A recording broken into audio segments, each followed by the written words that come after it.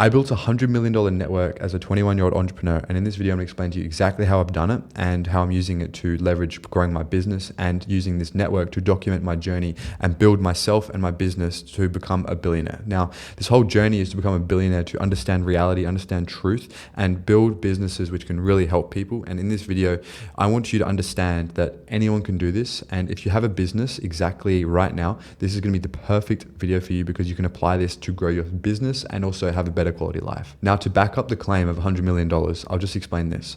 There are 3 people in my direct network that I know which have a $30 million Google Ads agency, a $50 million real estate portfolio, and a $20 million e-commerce business. Now, those are just 3 examples, and this isn't even including everyone else in my network, all of my followers or the people in my connections and the distribution that I have through my content, because I've built my content to attract high quality people. And I've done this through being myself and being authentic. You're probably thinking, okay, cool, whatever, but how are you actually making money with this? And why is this valuable? Why do I care? Well, to understand this, you have to understand that I have an info business. I'm not the face of it. I'm the back end, operations and marketing. Now, with my content, I only started the content to hire people into the business, specifically sales and marketing people. They have been placed into the business and now the business is 10x. I don't want to share the real numbers of the business because I don't want to come across sharing you how to make money. This is more of a video which is high level, and it's going to lay into the principles of how to build a long-term brand and build your network so you can grow your business. Now, if I had businesses which weren't the info business, which were needing that network, I can apply that at any time. And I'm not saying this to flex or position myself as a higher level person because I'm figuring this out and I'm building the journey. But the thing that I've unlocked is how to win at content, win at brand, and be able to become a valuable, hardworking person that's authentic. And then you display that through building your business, and the world will see and your network will grow. And all of this comes down to thinking about something which most founders neglect, which is content and distribution. And more importantly, building a brand and being yourself. Because a lot of founders and entrepreneur friends that I have are all thinking and seeing people online which are the loudest. They're creating content, they're doing it to sell their business services, they're doing it to sell their info business, they're selling courses, etc. Now, I don't want to position myself and say, hey, I'm not doing that because I have an info business, I'm just not the face of it. I understand. Now, the difference is you look at the operators, you look at the business owners who are winning, who have the content, who have the distribution, and they're able to take 10 steps forward through their content, through their leverage. And so that you can understand this, if you look at some of the biggest guys in the space right now, look, for example, Daniel Dalen. He has his Ecom Flow, which is his 3PL business. He's built his personal brand. It's attracted a lot of people. So now they know who he is, they know what he does, and they now want to work with him growing his business. There is someone that I'm actually working with right now who has their content, who they're building. They have a 3PL warehouse. They're 19 years old and they're going to crush it because they're doing this from a long-term play. And this video is specifically made after speaking to him and him saying, like, dude, the only reason I'm doing this content thing is so I can build my network. Because he understands, yes, I'll invest money and time into my brand and my content, but what that's going to distribute me in returns is going to be, all he has to do is get one client. That one client can be a client for his 3PL company, which nets him $500,000 a year in fucking profit. Now, that is the leverage and the play that you get from creating content. And to be helpful and understanding, you need to just think about it from the perspective of playing a long-term game. If you're selling a course and you're needing money, then creating a long-term business play or content play might not be the right strategy for you.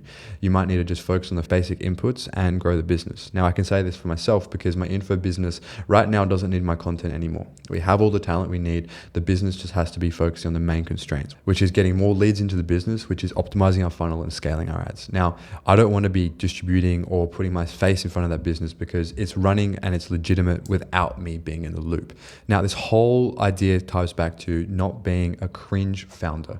You see the guys that are selling info or they're selling something which is directly monetized with their content, and they're just creating a bunch of content which is just obviously inauthentic and it's designed to create sales. Now, you have the info guys and then you have the faceless operators. You don't want to be either of those people, because if you have a good business and it has real value to be added to the world, the content that you put on top of it with your personal brand or your founder-led content is going to 10x the business. It's going to 10x your growth, and it's going to create and open opportunities and networks that you can grow not only your business, but you can also have a better quality of life, because you're building talent into your business. You're building the network will allow you to build a business which allows you to take 10 steps forward. A lot of people think that creating content and building a business is going to be a split attention. And I would agree. It can be a split attention, especially if content is the business.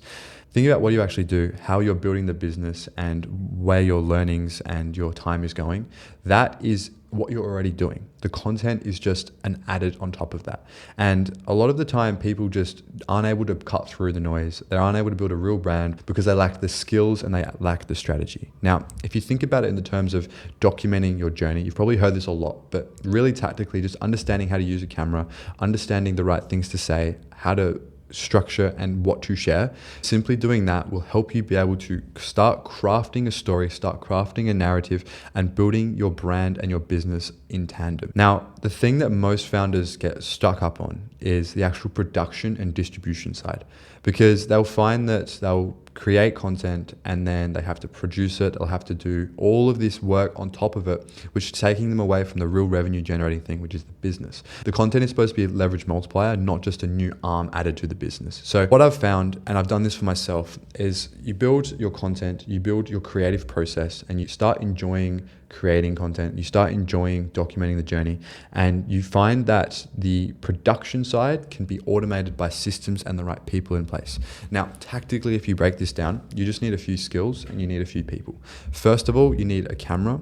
You can use your iPhone, but if you're using your iPhone, you're limited because you can only do so much with a phone. A camera will allow you to be able to position yourself and separate yourself, but more importantly, it will allow you to have production quality, which allows you to have this presence and this aesthetic around you, which can be crafted and curated. Now, if you want to make iPhone driven content because it's just directly recorded, posted, that is fine. But pairing the camera with the right strategy will allow you to take 10 steps forward. And what do I mean by this? If you are creating long form content specifically using a camera, you're able to create all of that footage, store it on an SD card, and then just put it into your computer and then pass it off to someone. And more importantly, if you already have a business, you already have some money, you can just pay someone to be holding the camera and focus more on the creation of your business and the inputs of your life. And everything else will be filmed and documented by someone else. Now, the strategy that I'm applying to myself and some of the people that I'm working with are also applying is long form first, because you only need one video which attracts or hits one person to see what you're doing, to see the business actually solves a problem. And if they know who you are, you've got Instagram linked or they've got your business linked somewhere, they're going to naturally find more about you and they're going to have that trust built from finding out who you are, and they're going to move directly to you. Now, going back to the 3PL example, which is the fulfillment and logistics side of an e-com business, I asked my friend, why would someone work with you if they already got a 3PL? And what he said was most 3PLs and logistics companies have problems. They have issues that someone leaves and then a bunch of shit falls apart.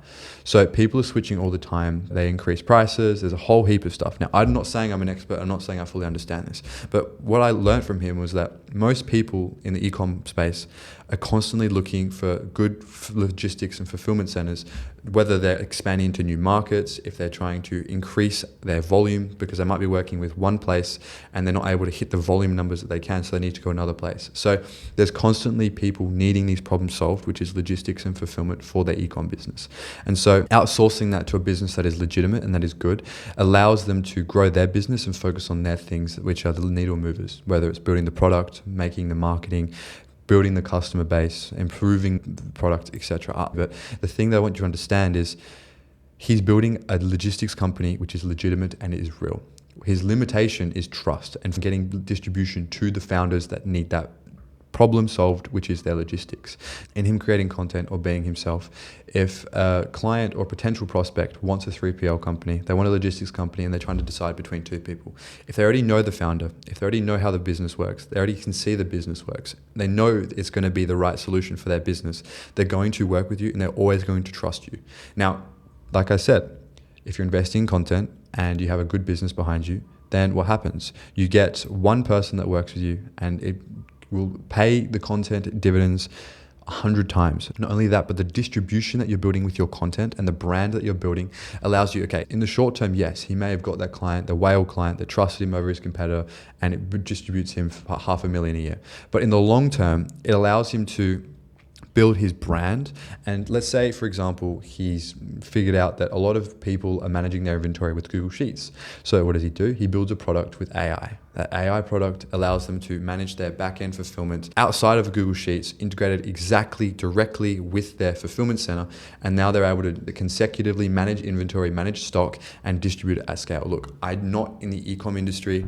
I'm not understanding of all the logistics, but the brand, the content is building that asset, which allows him to make better plays, better quality plays, and also attract better quality customers, because better quality customers pay more, they complain less, and they help your business grow and scale. And more importantly, they will stick with you for longer because they already trust you and they already like you for who you are. Now, if you made it this far into the video, I think I've got you sold on the fact that building content, and you can understand actually how, if you're thinking from a long-term perspective, number one, you can grow your business. Number two, you can remove yourself from the content so you can focus on the business. The content is a byproduct of what you do. And like, for example, me personally, my content takes around 10% to 20% of my time. Now, if you look at the amount of growth it's enabled me to do in my business and actually improving my network and improving my life, I'm going to pay that 10, 20% every single time. Now, so you can understand how you can apply this for yourself, I've got a few notes which I'll list down, which will help you understand, okay, what do I do moving forward? A big problem which content can face is there's so many directions you can go, there's so many things you can say, there's so many things you can show and document. You need to work on your identity and your positioning. And what I mean by this is you need to ask, am I building my personal brand or am I building my business? Now, you get this a lot in the info and content space, where you have someone that has an info business and their content is the business. They're building the business and they're sacrificing their name and reputation for that. And what I mean by that is a lot of the times they're trying to scale, they're trying to make more money, and they're not actually following and caring about the process. Because with an info business, the more people you get in, the more people will churn out, because you're constantly trying to acquire new customers every single month.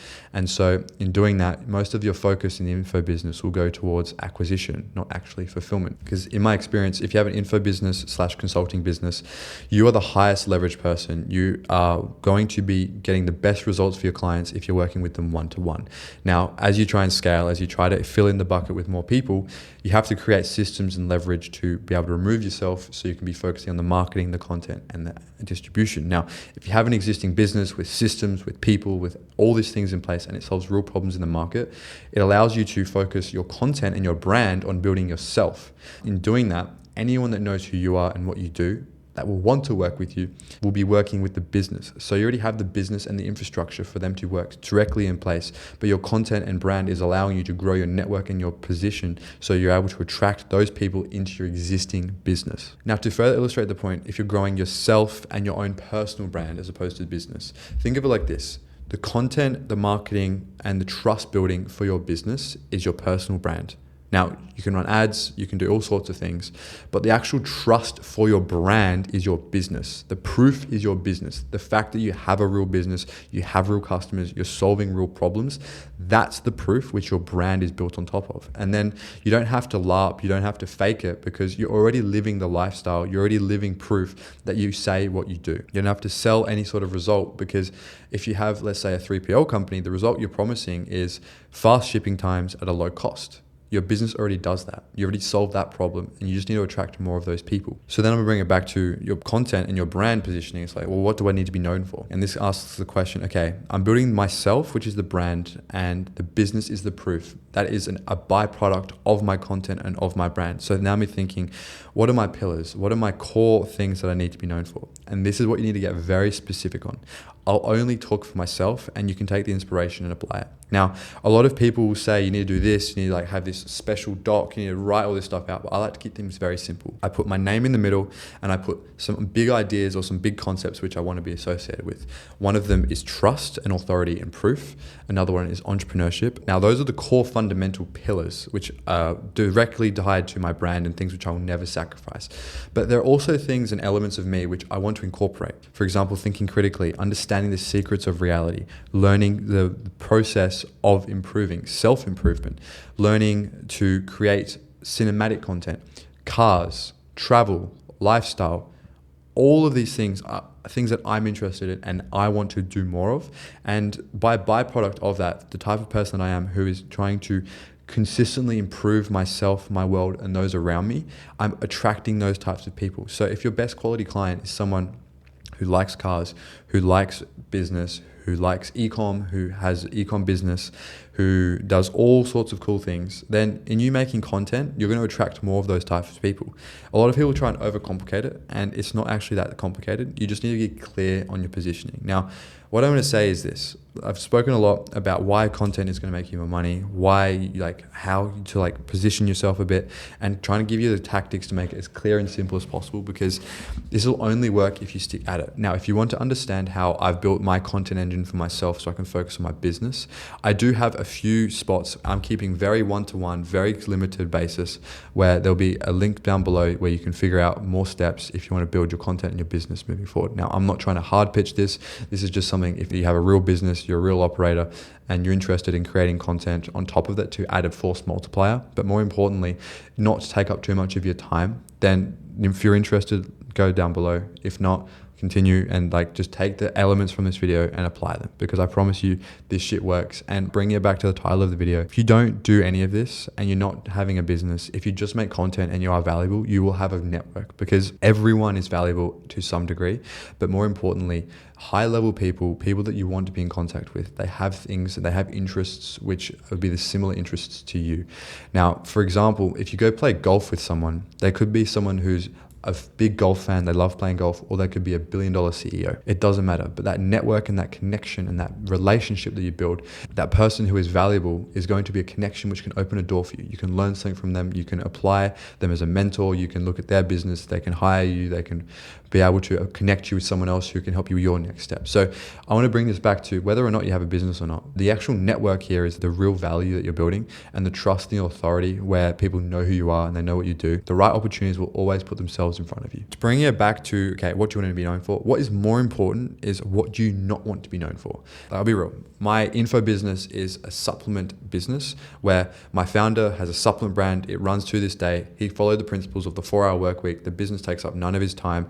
And now we have an info business teaching people how to start and scale their supplement brand. What I've learned is that the biggest thing you need to do in the info space, in the e-com space, and in the business space, in the content space, is to remove yourself from the people you don't want to be associated with. Now, why did I give you the context before on my info business? The reason is because I want you to understand I am legitimate with my info business. I am not the face of it, and I'm not an info guru. Yes, I've just said, look, if you want to work together, let's go to work together. But I'm not saying we have to work together. I don't need this for the money. I'm doing this because I'm enjoying it. And more importantly, I'm doing this because I want to build my network. The people that I work with my content consultancy, they're going to be people that are real business owners, because I'm currently in the process of building other businesses. So if there are problems that they have, which I can solve with my media distribution, with my network, then I can just be the middleman.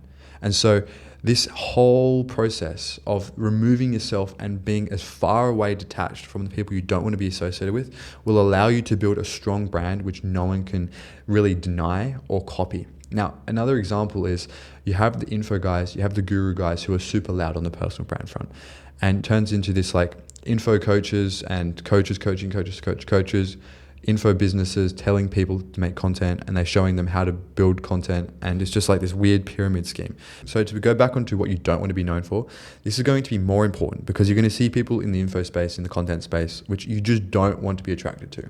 It's obvious that their content is the business. They're using their content, their personal brand to fill and inflow their business, and then they come across as a guru because they're trying to attract people, they're trying to sell people on the dream to make money, they're trying to sell people on the dream on how to get in shape, they're trying to sell people on the dream on how to fix certain elements of their life. Now, that works, that's fine, that's their business model, but if you're a real founder, if you're a real entrepreneur, and you have a real business, you have real problems which need to be solved, then you don't want to be associated with that. And you can just simply just be yourself, document your journey, show what you're actually doing in the day-to-day, and that instantly just removes yourself from the noise out there in the market. You come across as the anti-guru, and people show and it's seen. Now, this comes back to the authority figure, because if you're already making money, if you already have nice things, if you're already living a nice lifestyle, you're not showing that, you're not flexing that, you're not LARPing, you're just being yourself, which is a result of hard work and dedication, which immediately proves that you have credibility. But more importantly, if you're talking your shit, if you're standing on your own business, people that are further ahead will respect that. They can see the hard work and they can see that you're doing this from a real perspective. Number one, to grow your network, to build value in the marketplace. But more importantly, everyone respects someone with something that is valuable and something that is honest. And if your business is valuable and honest, then someone ahead of you will respect you, someone below you will respect you, and your customers, the people that you're wanting to work with and attract, they're also going to respect you because they know this content is just who you are. It's not going to be what you do and what you have to sell them. They will naturally self-select and then want to work with you. Now, if you understand the identity and positioning of what you want to be known for and what you don't want to be known for, you're pretty far ahead because now you're like, okay, I'm very clear on what the next steps are. So what does this actually look like in the day-to-day? So I was mentioned at the start, we need to get a camera, we need to learn the basic skills because a lot of people are able to separate themselves with skills. What I mean by this is simple composition, understanding how light works, understanding good quality sound will allow you to have media which is very good quality and positions you from the rest of the market.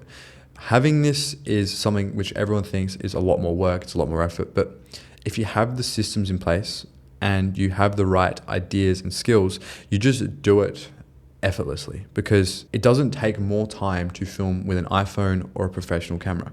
Where it does take more time is the setup and the production. So the setup is actually pretty simple. If you have an office, if you have a place you're working, you just set it up once and it's there, set and forget.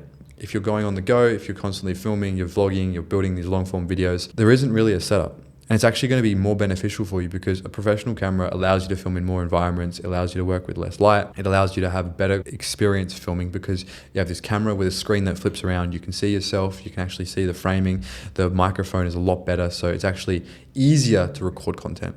That kind of breaks the setup phase, but now if we go to the whole production side, this is where people get slipped up. And I'll just make it as simple as possible. If you film long form first, and if you just always have the camera with you, you're always thinking about your ideas. If you have an idea, you speak on camera, then what happens is you just have an SD card, which just builds up a bunch of footage. With all of that footage that builds up, you just have this thing, which is just almost like a notebook, which is just building up.